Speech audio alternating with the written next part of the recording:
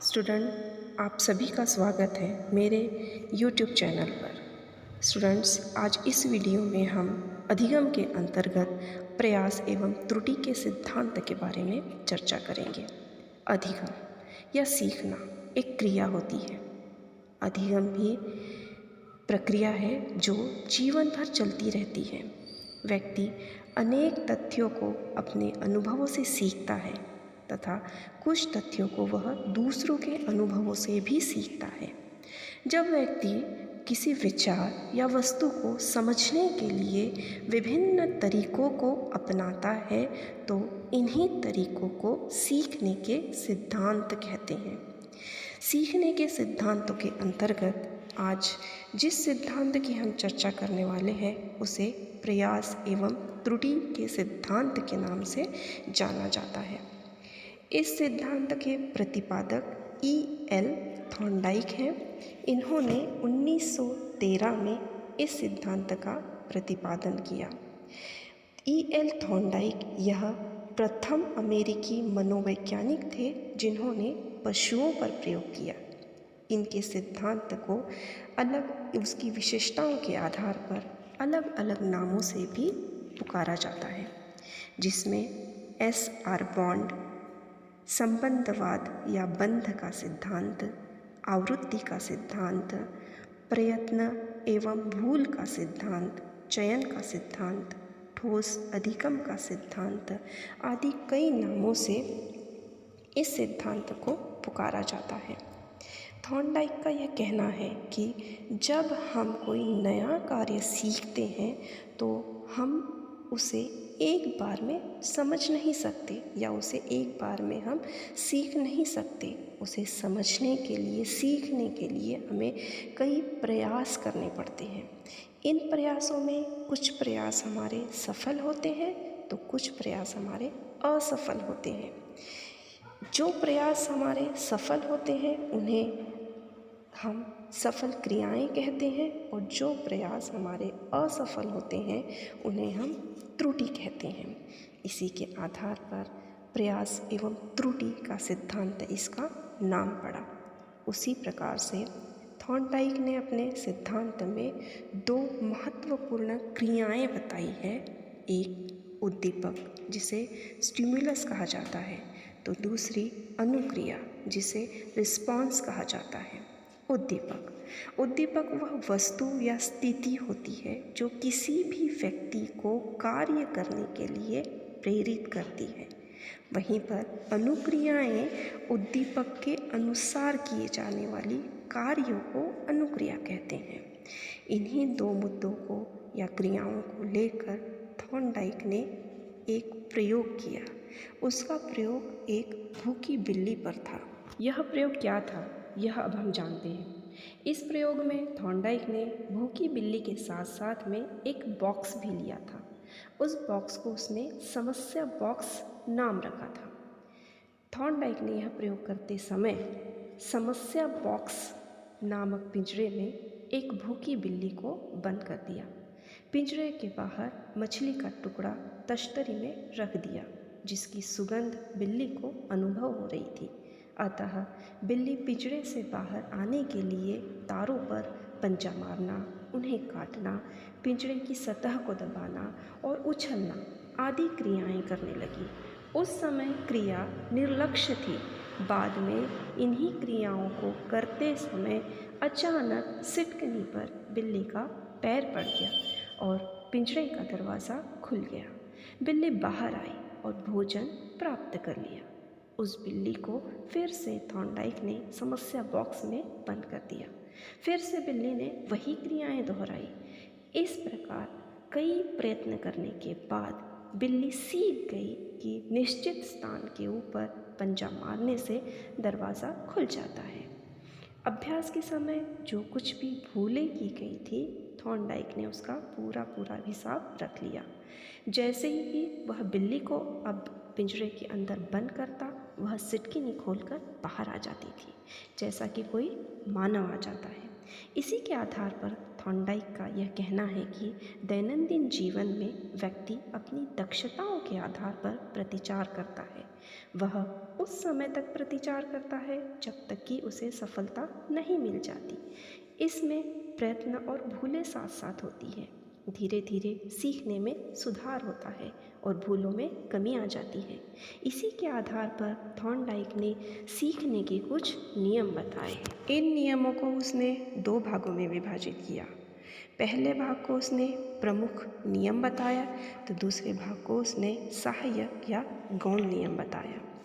प्रमुख नियम के अंतर्गत उसने 3 नियम बताए। सबसे पहला नियम उसने तत्परता का नियम बताया।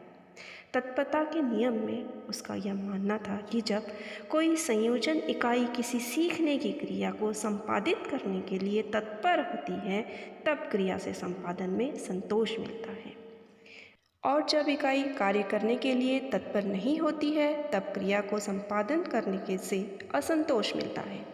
इस नियम का अभिप्राय यह है कि यदि हम किसी कार्य को सीखने के लिए तैयार है या तत्पर है तो हमें शीघ्र ही सीख लेते हैं।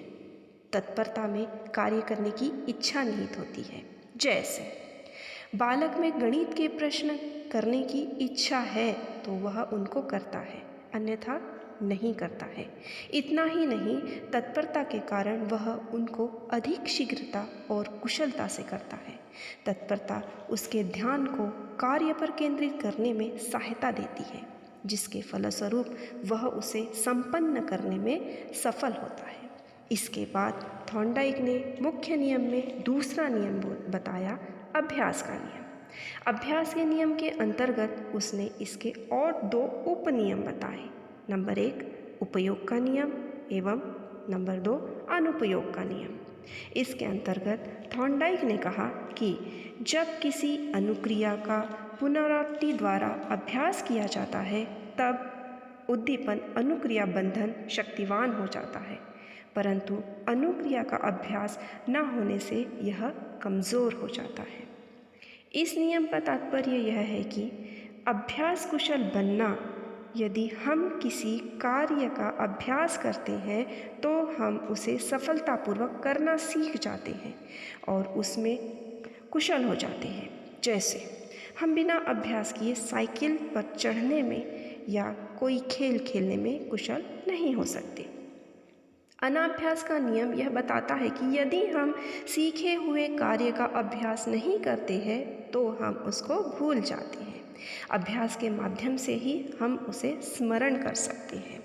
उसके बाद थॉर्नडाइक ने सीखने के मुख्य नियमों में तीसरा नियम बताया, प्रभाव का नियम या परिणाम या संतोष का नियम। इस नियम के अनुसार यदि एक कार्य एक स्थिति में संतोष प्रदान करता है तब यह उस स्थिति से संबंधित हो जाता है। इसी प्रकार यदि एक कार्य एक स्थिति में असंतोष प्रदान करता है तब वह इस स्थिति से असंबंधित हो जाता है। इस नियम के अनुसार हम उस कार्य को सीखना चाहते हैं जिसका परिणाम हमारे लिए हितकर होता है या जिससे हमें सुख और संतोष मिलता है।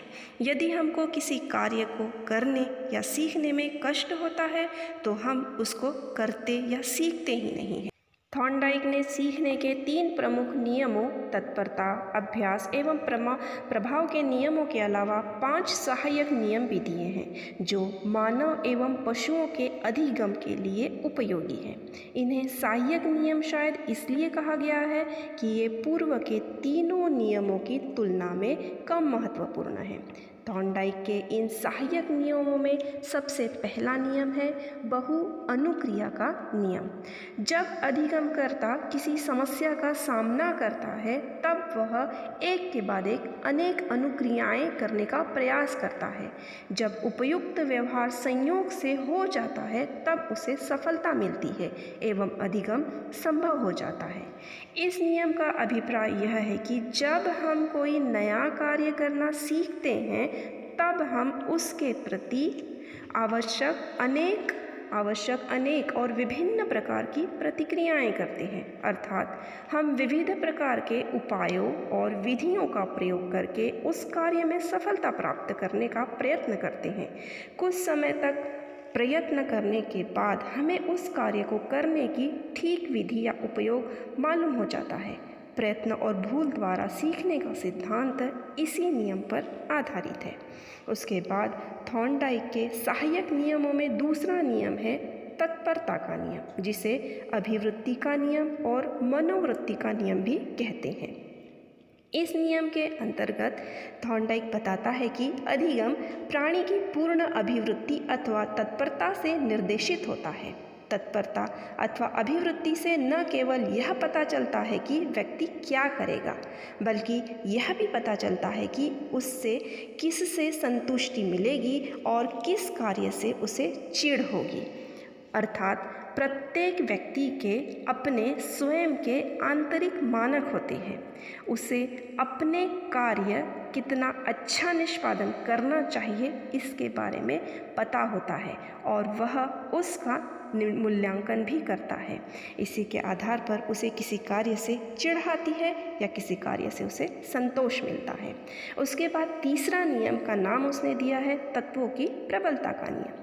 इस तृतीय नियम में वह बताता है कि अधिगमकर्ता समस्या के प्रबल अथवा सार्थक तत्वों के प्रति चयनात्मक अनुक्रिया करता है। अर्थात मनुष्य पर्यावरण में से आवश्यक पदों का चयन करता है तथा उसकी अनुक्रियाएं इसी पर आश्रित होती है। वह अन्य अनावश्यक गुणों को अनदेखा कर देता है। उसके बाद चौथा नियम है उसका सादृश्य द्वारा अनुक्रियाओं का नियम या आत्मीकरण का नियम। इस नियम के अंतर्गत व्यक्ति स्थिति का मिलान एवं तुलना पूर्व में सीखी स्थिति से करता है। अर्थात हम जो भी नया ज्ञान प्राप्त करते हैं उसका आत्मीकरण कर देते हैं, उसे आत्मसात कर लेते हैं।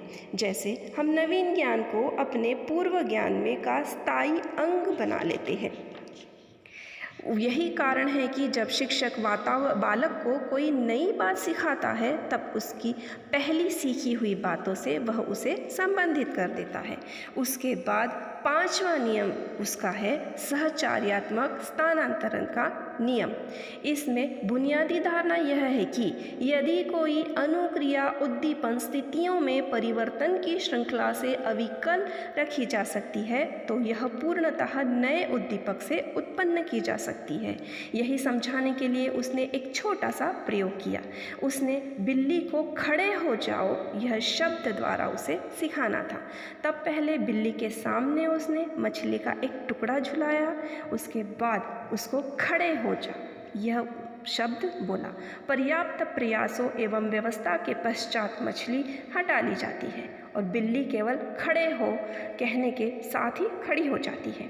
इस नियम के अनुसार जो अनुक्रिया किसी एक उत्तेजक के प्रति होती है वही अनुक्रिया बाद में उसी उत्तेजना से संबंधित तथा किसी अन्य उद्दीपक के प्रति होने लगती है। इस प्रकार से थॉर्नडाइक ने सीखने का सिद्धांत बताया। थॉर्नडाइक का अधिगम का सिद्धांत अध्यापकों एवं बालकों के लिए अत्यंत उपयोगी है। इस सिद्धांत की सहायता से अध्यापक सफल अध्यापन कर सकते हैं तो बालक सफलता से सीख सकते हैं। इसी के आधार पर थॉर्नडाइक के अधिगम के सिद्धांत के कुछ शैक्षिक निहितार्थ हैं जो कि बालकों के लिए अत्यंत उपयोगी हो सकते हैं। शैक्षिक निहितार्थ में सबसे पहला निहितार्थ ये होता है कि जो छोटे तथा मंद बुद्धि वाले बालक होते हैं उनके लिए सीखना इस सिद्धांत के द्वारा उपयोगी हो जाता है। वह आसानी से इस सिद्धांत के द्वारा सीख सकते हैं। उसी प्रकार से बालकों में परिश्रम के प्रति आशा का संचार यह सिद्धांत करता है। इस सिद्धांत से बालकों में धैर्य तथा परिश्रम के गुणों का विकास होता है। वहीं पर यह सिद्धांत सिखाने से पहले सीखने वाले प्राणी को मानसिक रूप से सीखने के लिए तैयार करने के लिए आवश्यकता बताता है। यह सिद्धांत गलती से प्राप्त तरह तरह के अनुभवों का अन्य परिस्थितियों में लाभ उठाने के महत्व पर बल देता है। वहीं पर यह सिद्धांत अभ्यास की क्रिया पर आधारित है जिससे सीखा गया कार्य स्थायी बन जाता है। तो स्टूडेंट, आज की वीडियो हमारी यहीं समाप्त होती है। मैं आशा करती हूँ कि आपको यह वीडियो समझ में आई होगी। स्टूडेंट्स, मिलते हैं अब अगली वीडियो में इसी पर आधारित प्रश्नोत्तर सीरीज़ के साथ।